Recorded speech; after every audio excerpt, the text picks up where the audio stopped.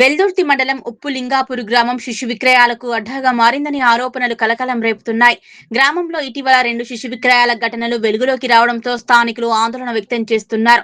మెదక్ జిల్లా వెల్దుర్తి మండలం ఉప్పులింగాపూర్ గ్రామం శిశు విక్రయాలకు అడ్డాగా మారిందని ఆరోపణలు కలకలం రేపుతున్నాయి. గ్రామంలో ఇటీవల 2 శిశు విక్రయాల ఘటనలు వెలుగులోకి రావడంతో స్థానికులు ఆందోళన వ్యక్తం చేస్తున్నారు. సుమారు 25 రోజుల క్రితం గ్రామ పంచాయతీ పరిధిలోని గిరిజన తాండాలో ఓ శిశువును విక్రయించిన ఘటన చోటు చేసుకుంది. అయితే తాండావాసుల ఆగ్రహంతో శిశువును కొనుగోలు చేసిన వ్యక్తులు తిరిగి తల్లిదండ్రులకు అప్పగించినట్లు గ్రామస్తులు తెలిపారు. ఇదిలా ఉండగా ఈ ఘటనకు ముందు మరో శిశు విక్రయం జరిగినట్లు సమాచారం వెలుగులోకి వచ్చింది. గ్రామానికి చెందిన ఎరకల సాయిలు కుమార్తె మమత భర్త చిన్న 2004లో మృతి చెందడంతో ఆమె తన తల్లిదండ్రుల వద్ద నివసిస్తోంది. మమత 2026 ఏప్రిల్ 17న మగ శిశువుకు జన్మనిచ్చింది. తీవ్ర పేదరికం, కుటుంబ పోషణ భారం కారణంగా ఆ శిశువును వెల్దుర్తికి చెందిన వ్యక్తికి ఎరకల కిష్టయ్య ద్వారా విక్రయించినట్లు కుటుంబ సభ్యులు వెల్లడించారు.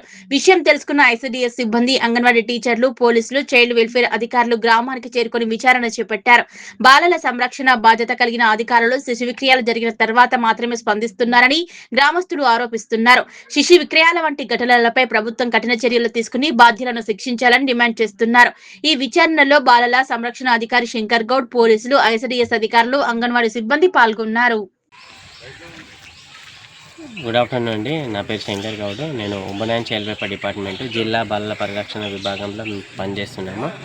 అయితే మనకు ఇక్కడ ఈరోజు కౌడిపల్లి మండల్లో లోకల్లో సేల్ ఆఫ్ చైల్డ్ జరిగిందని సమాచారం వచ్చింది. దాని మేరకు కౌడిపల్లిలో వెళ్ళి విచారణ చేయగా కౌడిపల్లిలో లేరు. తర్వాత వెల్దుర్తి మండల్ ఉప్పులింగాపూర్లో సేల్ ఆఫ్ చైల్డ్ జరిగిందని ఆ విచారణలో తేలింది.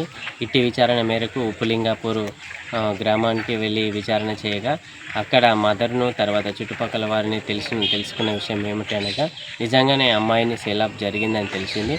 తర్వాత మీడియేటర్ ద్వారా ఇట్టి విషయం తెలుసుకోవడం జరిగింది. కాకపోతే ఏంటంటే ఇంకా ఎవరైతే అమ్మాయిని అడాప్షన్ తీసుకున్నారో వాళ్ళ సమాచారం తెలియలేదు కాబట్టి అది రేపు సిడబ్ల్యూసీ ముందు ప్రొడ్యూస్ చేయాలని ఈ మీడియేటర్కు పైన మన పోలీస్ స్టేషన్ వెల్దుర్తిలో ఫిర్యాదు చేయడం జరిగింది.